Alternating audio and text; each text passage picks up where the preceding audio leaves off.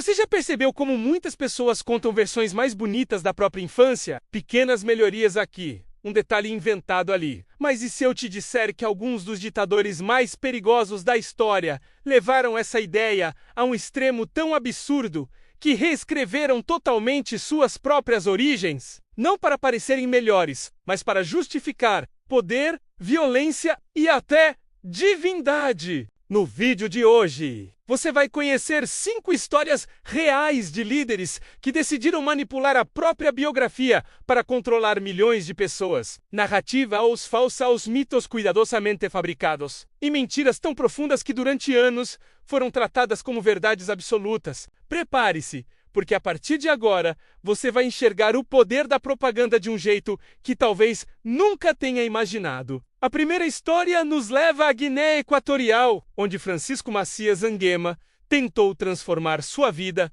em uma espécie de epopeia mística. Macias não queria ser apenas presidente, ele queria ser visto como alguém escolhido pelos ancestrais, um líder iluminado que teria herdado dons espirituais desde o nascimento. Em discursos e documentos oficiais, sua infância foi reescrita como a de um guerreiro tribal, que teria lutado contra a opressão espanhola desde muito jovem. A realidade era bem diferente. Ele serviu como funcionário administrativo dos próprios colonizadores, um cargo comum, sem heroísmo, sem lenda. Ele o transformava em uma figura temida, intocável, quase sagrada, e foi essa aura inventada que sustentou um dos regimes mais paranoicos e violentos do continente. A segunda história é sobre Nicolae Ceausescu, o ditador da Romênia, que decidiu transformar sua infância em um conto de superação perfeito para movimentar massas. Nos livros escolares, Ceausescu era apresentado como um camponês extremamente pobre, um órfão que havia crescido solitário, lutando pela sobrevivência no campo até se juntar, ainda adolescente, ao movimento comunista. Mas registros históricos mostram que nada disso era verdade. Ele tinha família, parentes vivos e uma infância humilde, sim, mas comum. O mito do garoto sozinho contra o mundo era propaganda pura, criada para gerar admiração e obediência. Para muitos, Ceausescu representava o triunfo da miséria sobre o poder. Na vida real, ele apenas reescreveu uma história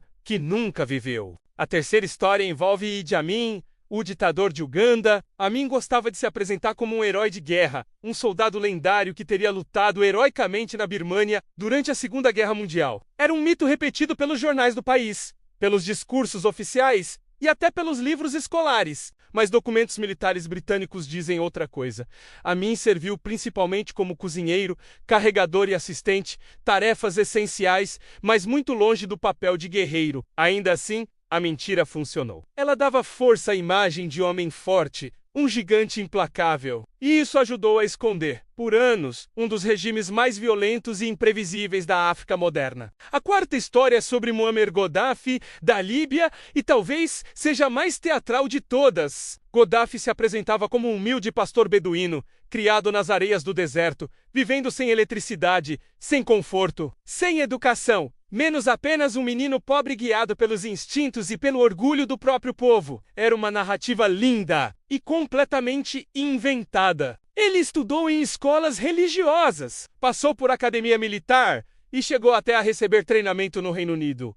Mesmo assim, o mito do líder nômade do deserto era repetido por décadas, como se ele tivesse surgido do vento e da areia para libertar o país. Para muitos líbios, essa imagem reforçava a sensação de que Gaddafi era um deles, um filho legítimo da terra. E isso lhe deu mais poder do que qualquer exército. E agora chegamos ao último caso, e talvez o mais emblemático de todos. Joseph Stalin. Durante décadas, a União Soviética vendeu a ideia de que Stalin era um aluno brilhante, um jovem gênio que teria abandonado voluntariamente a carreira religiosa no seminário para se dedicar à causa revolucionária. A história era perfeita. O estudante exemplar que sacrificou tudo por um ideal maior. Mas os registros do seminário contam outra versão, uma bem menos gloriosa. Stalin era mediano, frequentemente indisciplinado, suspenso várias vezes e, ao contrário da narrativa soviética, não saiu por princípios ideológicos, e sim porque foi expulso. A propaganda comunista o transformou em mártir intelectual. A realidade? Ele foi apenas mais um jovem que acumulava problemas com autoridades e que mais tarde transformaria essa rebeldia em uma das máquinas de poder mais brutais do século XX. Essas histórias mostram algo poderoso. A forma como alguém conta sua própria origem pode moldar o destino de milhões. E quando quem conta a história controla a imprensa, a educação e a narrativa nacional, a mentira vira verdade. Ou pelo menos, uma verdade obrigatória. E agora uma curiosidade final, para deixar você intrigado. Em vários regimes autoritários modernos, pesquisadores descobriram que líderes atuais estão começando a copiar exatamente essas estratégias, reorganizando suas biografias, mudando detalhes, apagando fatos, criando mitos. A história parece se repetir, e ninguém sabe exatamente onde isso pode terminar.